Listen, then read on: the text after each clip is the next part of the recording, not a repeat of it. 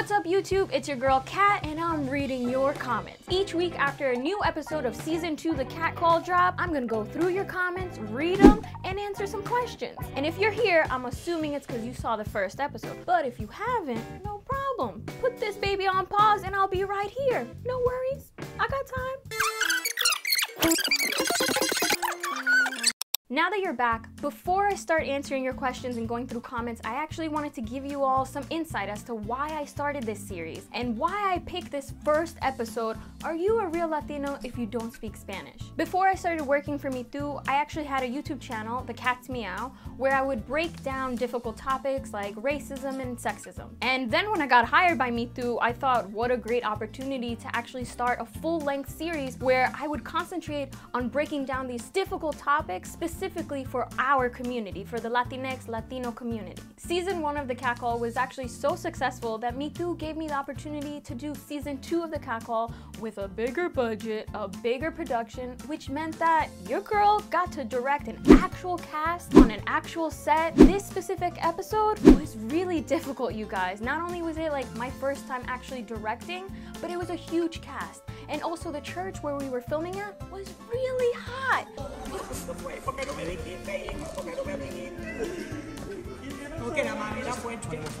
And another thing that happened was that last minute, a key actor just dropped out. Alright, just got to set, but I got the news that an essential actor just bailed on us. So yeah, not panicking. I just ended up writing a whole new alternative ending.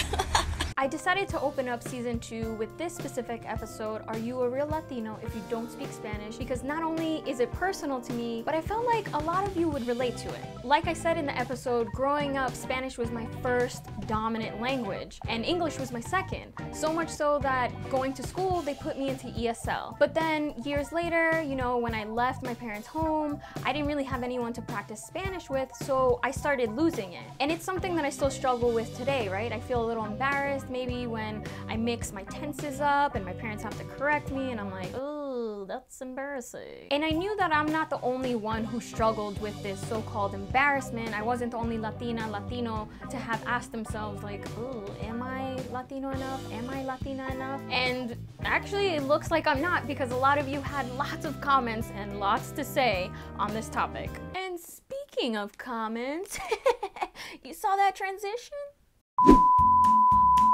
Says, Kat, I'm really scared to meet my boyfriend's family. His parents don't understand English and I don't know Spanish. Help! With like 3 exclamation points, so you know it's serious. My advice to you is that this is a great opportunity to, you know, better your communication skills with your partner. That means maybe they can teach you a couple of greetings, some other words. I'm sure that your partner's parents would really appreciate knowing that you've put in the effort to learn some words. And also own it, be honest. I'm sure that his family would appreciate you coming to the family and saying, you know what, I don't know Spanish, but I think it's important for me to learn and I'm in the process of doing so. So 100% transparency is asking, does anyone know what Kat has scribbled on her arm? This scribble, actually, which is a tattoo, and I will link the amazing Chicana tattoo artist that you all should check out. She did this, Tamara, and it is berraca. And for you guys who are not Colombian, berraca is kind of the equivalent to chingona. So it has a dual meaning of you're stubborn, but also you're badass. And it's something that my grandmother has said to me. It's something that my mom has said to me for both meanings, right? They have both said, es que eres bien berraca, ¿no? Which sometimes means, God, you're so stubborn. Or it means, God, you're a badass. And I got it in honor of all of the badass, stubborn women in my family. Comment number 3 comes from...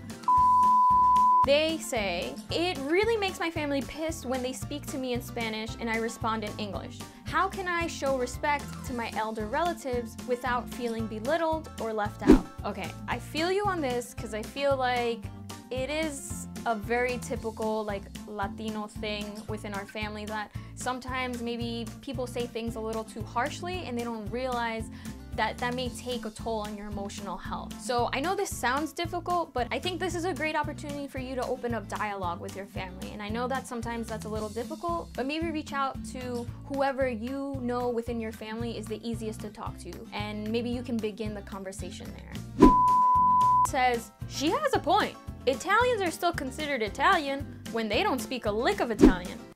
That is a good point. Yes, exactly. I do think that there is a little bit of like hypocrisy that people point to us, or we point to each other rather, and we say, you're not Latino enough, you're not Latina enough, like, ¿por qué no sabe cómo hablar español? And the truth is that there are other people that are still, you know, considered Italian, for example. There are other things that make them Italian, whether that's the knowledge of the history of their people, whether that's food, whether that's customs. So yes, like I said in the video itself, it's true. We don't have to speak Spanish just to be considered Latino or Latina. There are a multitude of other things that we can do, and no, it's not just about language, you guys. That was a great example. Thank you for leaving that.